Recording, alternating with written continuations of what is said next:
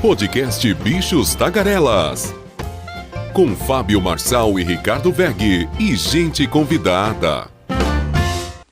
Está no ar mais um Bichos Tagarelas, segunda-feira, dia 13 de maio de 2024. Lira e Barroso, presidente da Câmara e presidente do Supremo Tribunal Federal, lideram o ranking do uso de jatos da FAB.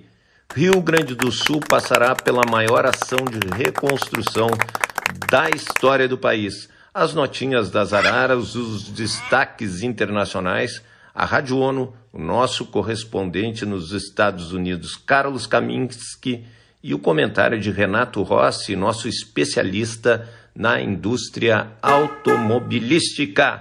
Bem, vamos começar a trabalhar. Os presidentes da Câmara, Arthur Lira, do PP de Alagoas, e o do Supremo Tribunal Federal, o ministro Luiz Roberto Barroso, são autoridades do país que mais usaram aeronaves da Força Aérea em 2024. Desde o início do ano, o deputado voou 42 vezes sobre as asas da FAB e o magistrado 35. Ambos alegaram questões de segurança para solicitar os aviões. Lira e Barroso estão no rol das altas autoridades beneficiadas por uma decisão do Tribunal de Contas da União do último dia 30, que assegurou sigilo sobre informações de voos em aviões oficiais.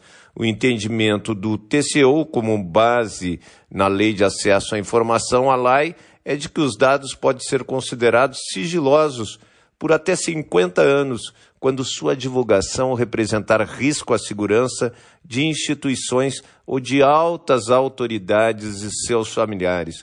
O TCU listou como altas autoridades os chefes dos poderes, o que inclui Barroso e Lira e o presidente do Congresso, Rodrigo Pacheco, além do vice-presidente da República, Geraldo Alckmin, do procurador-geral da República, Paulo Gonet, e de outros 11 ministros do Supremo Tribunal. Voos de ministros de Estado não estão incluídos. De acordo com o TCU, o sigilo para fins de ampla divulgação à sociedade não afasta o acesso à informação pelo tribunal, que pode realizar fiscalização e ainda requerer dados. Foi reiterado pelo presidente da Corte, ministro Bruno Dantas, que a autoridade, ao fazer um pedido, deve informar as razões de segurança que justificam a requisição.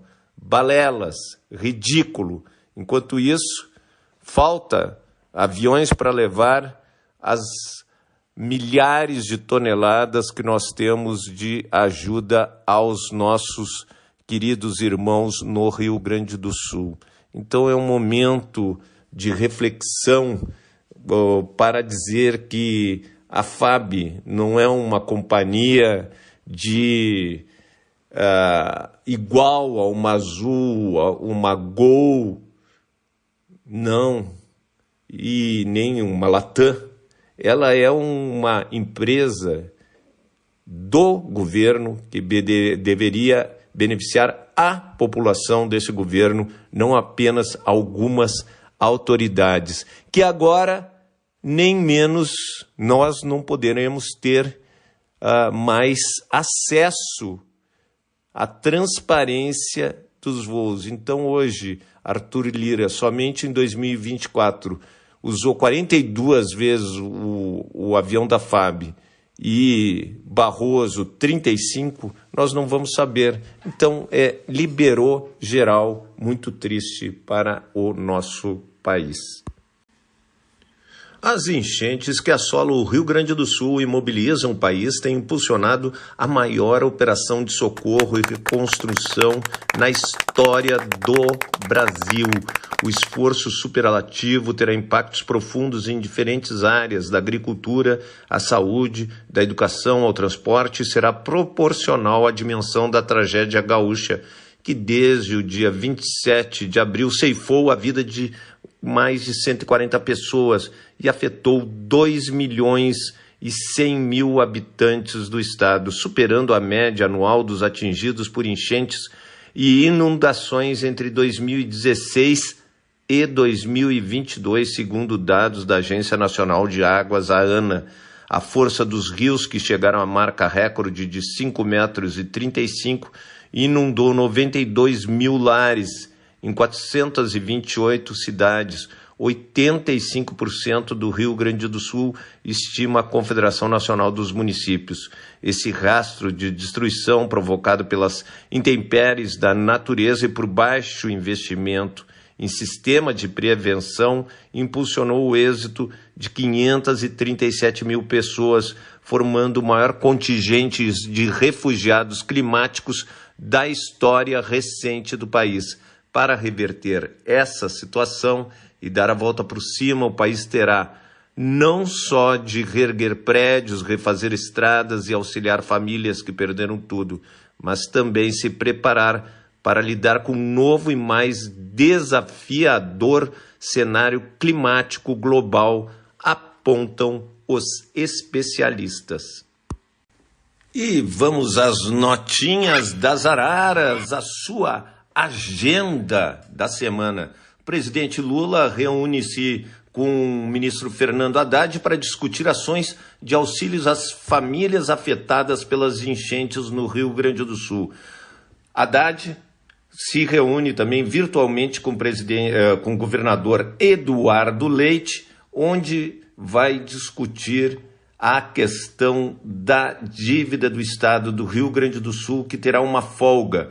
Não se sabe ainda se de 2 ou 3 anos a suspensão da dívida, que vai ser anunciada hoje para o governador Eduardo Leite. O nosso estado está quebrado e depende desses recursos para investimentos na saúde, na educação e na segurança pública, e esse dinheiro que vai para o ralo, não é um dinheiro que não fica no Rio Grande do Sul, pagamento da dívida, poderá ser utilizado para esse fim. Então, o conjunto de medidas do governo federal deve ultrapassar os 50 bilhões de reais. Né? O governo já antecipou o pagamento do Bolsa Família, auxílio gás, a liberação de 2 parcelas do seguro-desemprego. A maior parte desse dinheiro é basicamente dívida pública nova, mas não será contabilizado pelo cálculo da meta fiscal. Então isso é importante. Importante dizer que o Rio Grande do Sul tem o 4º maior PIB entre todas as 27 unidades da federação. É o 6º maior produtor e é o maior produtor de arroz do Brasil. Dificilmente um esforço de reconstrução do estado ficará abaixo de 100 bilhões de reais. E o que a gente espera e reza muito, que os recursos cheguem ao governo estadual. E, na ponta, o governo quer anunciar uma série de medidas amanhã para as pessoas que foram atingidas por essas enchentes. Eu acredito que vai ser aquela liberação da faixa do Minha Casa Minha Vida, seria um empréstimo que você paga 200, 300 reais por mês, de 170 mil reais. Eu gostaria que a população gastasse como quisesse esses 170 mil reais para fazer a sua casa, e não fazer um Minha Casa Minha Vida, que muitas vezes é um edifício, né, praticamente um prédio que muitas vezes tem sérios problemas, e isso a gente não quer para as pessoas atingidas aí pela enchente. Então o ministro Haddad está com Lula, vai estar com Eduardo Leite. O Haddad deve anunciar, então, mais medidas na terça-feira. Na quarta-feira, mais uma festa de jatinhos, agora para Nova York. Então vai ministros do Supremo, toda a corte vai para um seminário do valor econômico em Nova York. Então essas viagens não param. O presidente da Câmara, o Arthur Lira, o campeão, né, de viagens esse ano, 42 viagens, e o presidente do Supremo Tribunal Federal, 32 viagens. Esses voos, essa gasolina de aviação poderia ser utilizada para trazer os donativos em todo o Brasil. O aeroporto a base aérea aqui de Brasília está com 600 toneladas represadas, e daí a turminha vai viajar para Nova York para um seminário do valor econômico. É brincadeira. Na quarta mesmo, o STF julga a ação sobre mudanças na lei de improbidade administrativa. O Banco Central publica a prévia do PIB de março. Os Estados Unidos divulgam a inflação de abril. Isso é sempre importante. Aqui que o dólar sobe, o dólar desce. Na quinta-feira, o Lula embarca para o Chile. No TSE, vota recurso contra a decisão do TRE do Paraná que absolve Sérgio Moro. E na sexta, Lula se reúne então com Gabriel Boric em Santiago do Chile. O governo antecipa o pagamento do Bolsa Família no Rio Grande do Sul na sexta-feira, lembrando aí para o nosso ouvinte. E a maioria, 56% dos brasileiros com 16 anos ou mais, discorda que as urnas foram fraudadas em 2022 para favorecer o presidente Lula. Eu já acho até essa pesquisa uma besteira, mas de qualquer forma estava aqui, entrou na nossa pauta da semana. O resultado mostra que 35% acredita que houve fraude, isso aqui é os bolsonaristas, e 1% não concorda nem discorda. Esses são os idiotas totais de plantão. Então, após 2 semanas de fortes chuvas no Rio Grande do Sul, as entidades do agronegócio já calculam os prejuízos para cheias, devido às cheias, algo em torno de R$1 bilhão.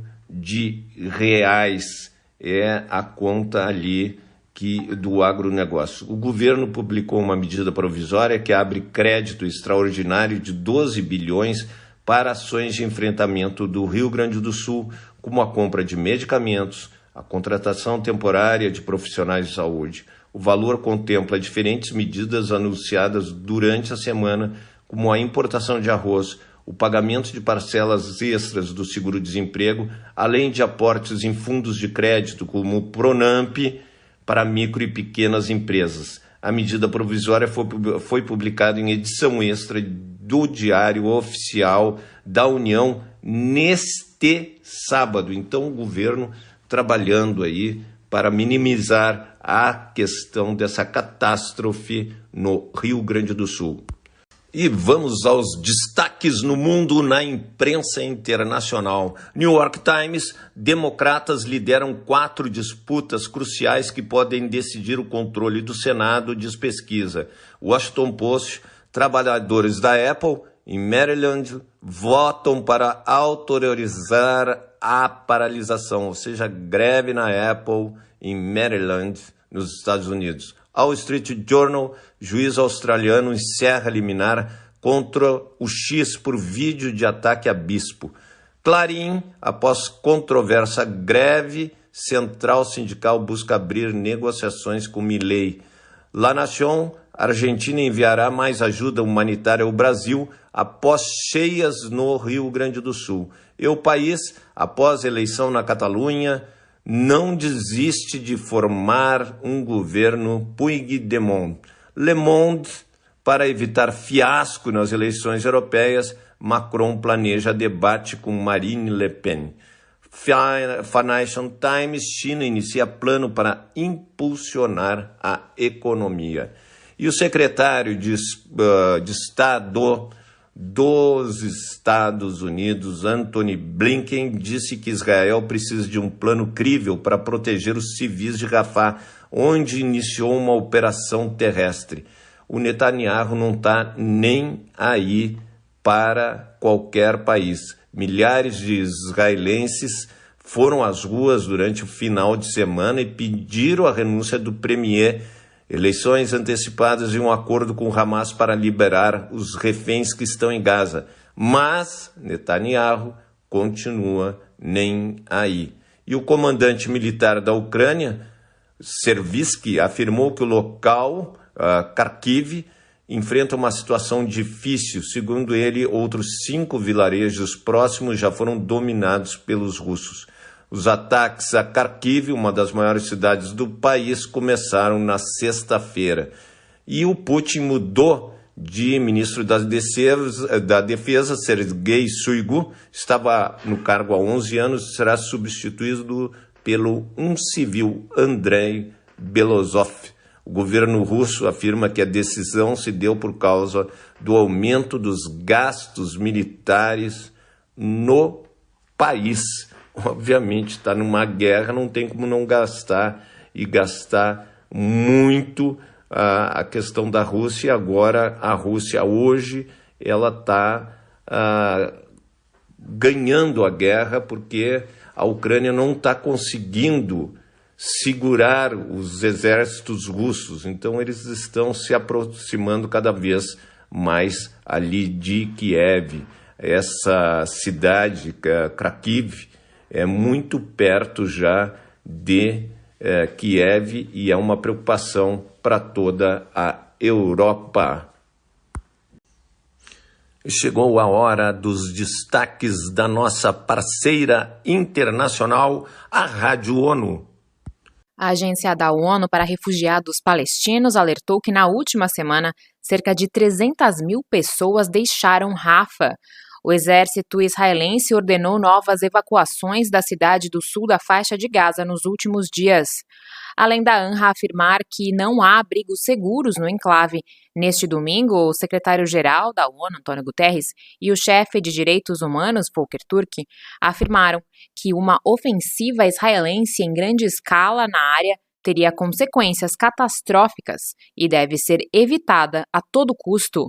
O alto comissário das Nações Unidas para os Direitos Humanos disse que estava angustiado com a piora nas condições de vida em Gaza, em meio à intensificação de ataques aéreos das forças israelenses em Jambalia e Beit Lahia, no norte de Gaza, e em partes do centro da faixa de Gaza. Ele também expressou preocupação com os relatos de disparos indiscriminados com mísseis a partir de Gaza.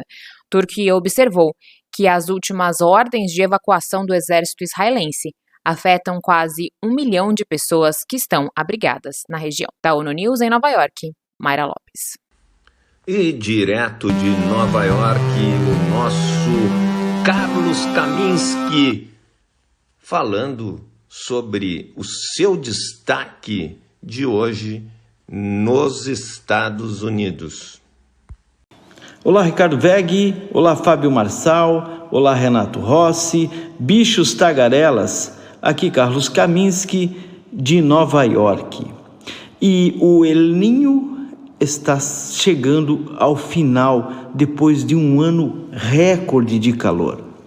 O padrão climático conhecido como El Niño está caminhando para a sua saída, depois de um ano em que ajudou a levar as temperaturas globais a novos recordes. Os meteorologistas da Administração Nacional Oceânica e Atmosférica, o NOAA, dizem que as condições provavelmente mudarão para um padrão Laninha até o final do verão. O El Niño é marcado por temperaturas oceânicas mais quentes do que as normais no Pacífico Oriental, onde grandes quantidades de calor são liberadas para a atmosfera. É por isso que os anos de El Niño são tipicamente mais quentes do que a média. Juntamente com o aquecimento causado pelos gases emitidos pela queima de combustíveis fósseis, 2023 foi classificado como o ano mais quente registrado. Os cientistas dizem que é um aviso gritante de que a combinação de mudanças climáticas e El Niño poderia preparar o terreno para ondas de calor, inundações e secas ainda piores no futuro. Não foi surpreendente que 2023 tenha sido o ano mais quente já registrado, diz Tom Diliberto, cientista climático da NOAA. O que foi surpreendente foi o quão altas as temperaturas foram e o quanto eles quebraram os recordes. Os padrões El Niño e Laninha, que são flutuações naturais, também afetam as chuvas em todo o mundo. No sudoeste dos Estados Unidos, os anos de El Niño são tipicamente mais úmidos, enquanto os anos de Laninha são mais secos, exacerbando as condições de seca.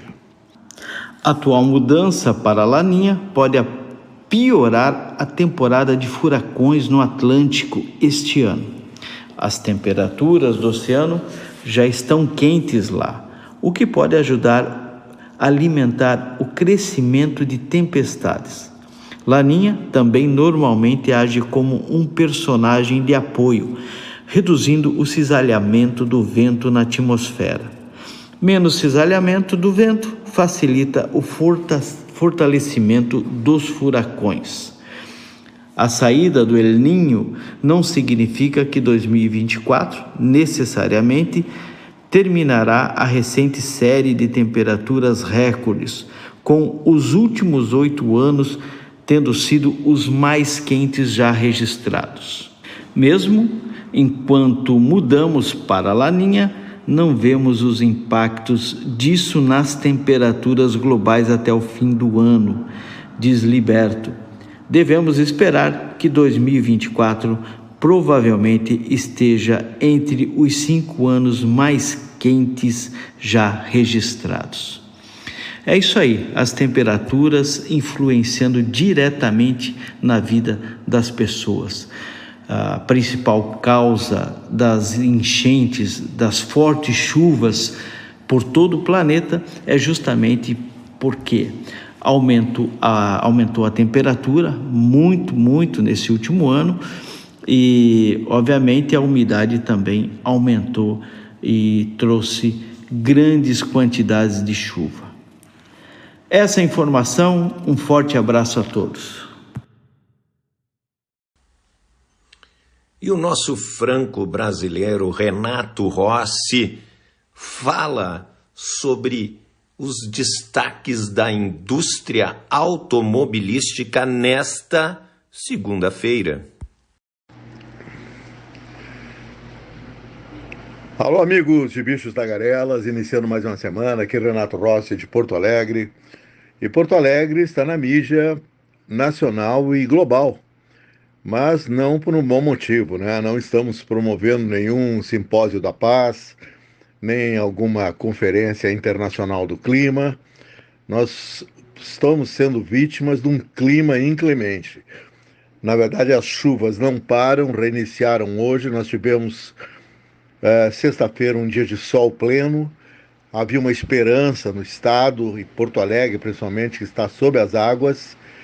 Uma enchente que, essas alturas do campeonato, é bem pior que a enchente de 1941, que ficou marcada na história do estado, até no Brasil, com uma grande enchente que deixou o centro da cidade sob as águas por um bom tempo.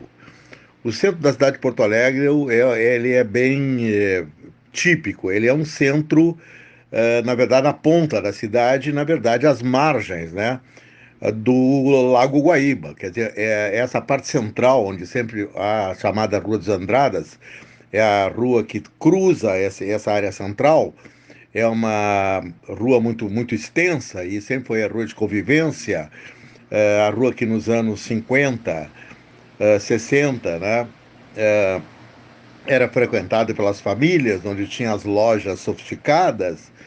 Eu sou de uma família que tinha uma casa bem na região central, né, de imigrantes italianos que ficaram ali na rua Marechal Floriano, centrão de Porto Alegre. Meu pai, nessa época, tinha uma importadora, trabalhava com brinquedos, trabalhava com outros produtos, bem no centro da cidade. Era uma loja bastante grande, de um prédio antigo. E isso eu estou falando que meados dos anos 50.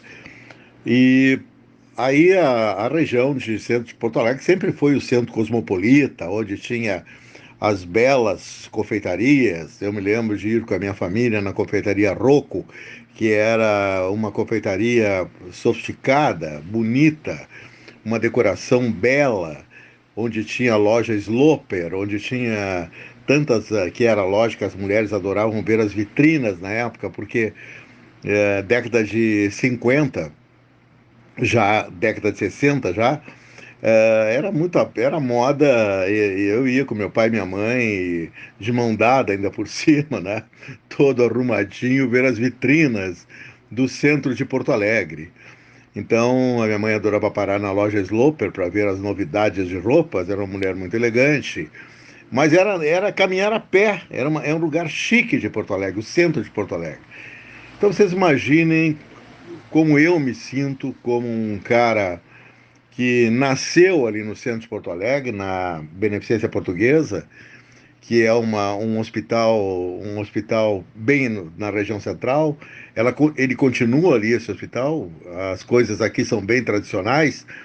Então, como eu me sinto como porto-alegrense, como um cidadão do mundo também, que eu me considero, ao ver uma cidade devastada.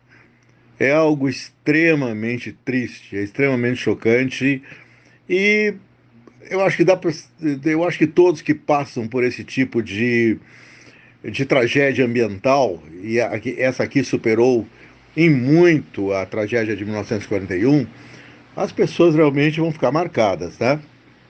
E eu acho que essa experiência, se ela é tremendamente negativa, o número de mortes, claro que já passa muito de 200 pessoas, os dados oficiais não são verdadeiros, e quando todo o entulho for tirado, inclusive da devastação total. Olha, repare, eu estou aqui sob tempestade em Porto Alegre novamente. Tá muito feio de noite o tempo aqui, chuva intensíssima, trovões, trovoadas, raios aos montes, uma coisa impressionante. Voltou tudo, né? A gente pensava que ia ter sol, que é nada. Então, eu falei do ponto de vista mais emocional, né? Como eu me sinto vendo esse lugar que eu, desde a infância, eu frequento, que é o centro de Porto Alegre, que eu continuo frequentando, porque o prédio do jornal Correio do Povo, onde estão os estúdios modernos, tecnológicos da Rádio Guaíba, a AM/FM, também tem ali toda a área de tecnologia, toda a área de TI. O prédio, que tem mais de 100 anos e é um patrimônio nacional tombado, hoje ele pertence à Rede Record, mas na verdade ele tem limitações, ele não pode ser vendido, que é um prédio tombado. E esse prédio está tomado, esse prédio, o nível da água agora à noite, então, a própria Rádio Guaíba continua no ar, ela está transmitindo agora no ponto mais elevado de Porto Alegre, no chamado Morro da Televisão, onde tem a RBS, afiliada da Globo, tem a TV Educativa e tem lá no Pico, num belo prédio que era da TV Guaíba, onde eu trabalhei durante muitos anos, fiz programa de TV na Guaíba. A Record comprou todo esse complexo em 2006, quando o grupo do empresário Renato Ribeiro, um dos maiores produtores de soja do mundo, ele vendeu para o Edir Macedo, proprietário da Record. Na época foi um negócio de 250 milhões. E a Record agora está tendo um prejuízo por estar ali nessa posição, porque com as mudanças climáticas o prédio ficou tremendamente vulnerável. Ele está apenas, para você ter ideia, a 300 metros do Lago Guaíba. Então, quando eu fui lá sábado passado, eu falei isso para você, sabe? Eu tomei um choque quando eu desci por o centro é tremendamente desnivelado, tem a parte alta, e bota alta nisso, porque são ladeiras muito íngremes. E eu estava lá em cima, eu fui descendo e fui me aproximando, e de repente eu só vi água. Onde tinha jornal era só água. A água já estava num nível ali porque já entrando na parte térrea do prédio. O jornal não está na parte térrea, a redação não foi atingida. Ela está no primeiro andar, como a rádio está o jornal está no primeiro andar, a rádio está no segundo andar, mais alto ainda. Mas o prédio está interditado. Resultado, prejuízo profissional também, né? Porque a rádio está sendo transmitida lá dos estúdios da TV Record, nesse chamado Muro da TV, e não é o ideal, né? É evidente, porque uma rádio tem toda uma estrutura de repórteres, tem uma ampla sala de redação, tem terminais de computação, e lá está improvisado. E a rádio bravamente, eu diria, os profissionais estão fazendo um trabalho de bravura, de ficarem no ar. Os meus espaços dançaram, né? Meus comentários diários de automóvel, meu programa sábado de automóvel às 10 horas da manhã, no sentido que agora é uma transmissão de serviços, é uma transmissão e é um princípio do jornalismo, né? A Globo mandou toda a sua equipe de reportagem para cá, desde o Jornal Nacional, a questão do Globo News, tem todos os repórteres estão transmitindo nas ruas, se integraram a Porto Alegre. Alguns, inclusive, são porto-alegrenses que trabalham em Brasília, trabalham para a Globo há muito tempo, já fora de Porto Alegre. Caras que conhecem a cidade foram mandados para cá. E umas malas também que apareceram aqui que já nem deveriam voltar, como um cara daquela Land TV que vou te contar, né? O cara não pode ser mais direitista e mais xarope nas perguntas, porque o cara ele foi entrevistar o Paulo Pimenta e ele insistindo, quer dizer, os caras debaixo d'água praticamente, o cara insistindo que o governo federal errou, porque o governo federal será que ia cumprir a promessa, porque tem muita burocracia. Quer dizer, o cara vai entrevistar ou ele vai fazer uma crítica pró-bolsonarista com o entrevistado? Aí não dá certo, né, amigos? Aí é uma questão ideológica, né? Uma entrevista se transforma num proselitismo político, né? Isso não existe em jornalismo. Você tem que ser isento, né? Mesmo que você seja de uma outra facção política, você tem que exercer sua profissão com isenção. E então é muito desagradável. Do ponto de vista profissional também. Agora, eu sou né? Eu tô lá prejudicado porque eu saí do ar. Tô chateado, né? Por não ter mais. Não estou com o meu programa das 10 horas da manhã, que é o Conversa de Carro, que eu atinjo o Brasil com esse programa. Tem um grande público. Agora eu tô a ver navios, né? Literalmente, né? E não sou eu, né, amigos? Outros tantos jornalistas, colegas meus também não estão fazendo programas. O 300 por hora, excelente programa de automobilismo de competição, de Fórmula 1, do Bernardo Berche, do Gutierrez Sanches, também não está no ar. É uma opção, quando tem qualquer lance dramático, né? Claro que as rádios, principalmente, que é um veículo de serviços também, ela vai entrar nisso de cabeça, como a Guaíba fez, e fez bem feito, porque tem que fazer.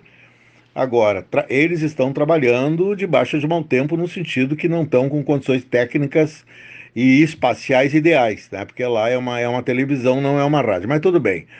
Voltando aqui ao que interessa, né? Não sabemos realmente o que pode acontecer. Agora, só para encerrar, eu falo que esse problema, esse cataclismo climático, ele vem, primeiro, do aquecimento global. Não é só aqui, o Quênia, na África, está sendo destruído por chuvas, começa a haver inundações na Índia, na China também. Quer dizer, é um fenômeno global, é um mundo que está com um clima completamente... Vocês imaginem um país como os Estados Unidos da América, com mais ou menos 60, 80 tornados no espaço de 2 semanas. Tornado é um troço destrutivo, ele mata, ele arrebenta com cidades inteiras. E é um fenômeno que também criado pela questão de pressão atmosférica e aquecimento da atmosfera. Então, houve aí até agora o fenômeno Laninha, que aqueceu as águas dos oceanos. Com isso, houve uma evaporação muito maior e criaram-se condições favoráveis a grandes tormentas e também enchentes. E a outra questão, que todos nós sabemos, é a má utilização do solo no Brasil, é o preconceito contra os pobres, é não se preocupar com grandes fatias da população que vive em lugares absolutamente inadequados. Tivemos aqui no interior do estado muitas mortes por aluviões, morros que literalmente despencaram, com gente que construiu centenas de casas no meio da floresta, deflorestando, né? Tirando a floresta e colocando casas, né? Casas e grande parte construções irregulares no interior do estado do Rio Grande do Sul, na zona da Serra Gaúcha. o resultado está vindo tudo abaixo. E muitas pessoas já morreram soterradas, nem se sabe o número de mortos. Então vai ter que se atacar também no Brasil a questão de recolocar, realocar pessoas, não deixá-las viver em zonas de altíssimo risco, como é o caso aí no Rio de Janeiro, lá na região de Petrópolis, ou na Rio Santos, que eu conheço tão bem, que só tem aqueles morros, estão devastados na Rio Santos. É só vilas populares, construções irregulares, no Rio Grande do Sul também. Enquanto não houver um regramento também urbano, plano diretor que seja progressista e respeitado, junto ao aquecimento global, vocês podem ter certeza que esse não será o primeiro drama vivido nesta intensidade destrutiva que nós estamos vivendo em Porto Alegre. Continuar, vai piorar no Brasil, piorar em Porto Alegre, se continuar aquecimento global também. Mas aí, meus amigos, eu acho que aí a humanidade está decretando o seu fim, com certeza absoluta. Novo encontro com vocês amanhã. E acabou-se o que era doce. E gostaria de agradecer ao Cielito Rebelato Júnior, publicitário, responsável pela edição do nosso programa, ao Ricardo Weg, meu irmão querido, que edita também, produz, dirige o programa. Então, o nosso Ricardo Weg, mestre em marketing digital. Também agradecer o Renato Rossi, um queridão, nosso especialista na indústria automobilística, o Carlos Kaminski, que está lá em Nova York, e também a Rádio ONU, nossa parceira diária aqui no Bichos Tagarelas. E agradecer você, nosso ouvinte, que nos honra muito com a sua audiência, e continue avisando seu vizinho, seu amigo, seu inimigo, que o Bichos Tagarelas está aqui diariamente no YouTube e em todas as redes sociais. Então, conto com vocês, um forte abraço, uma ótima semana e toda a minha solidariedade aos meus irmãos gaúchos que estão sofrendo tanto com essa catástrofe que ocorre aí no Rio Grande do Sul.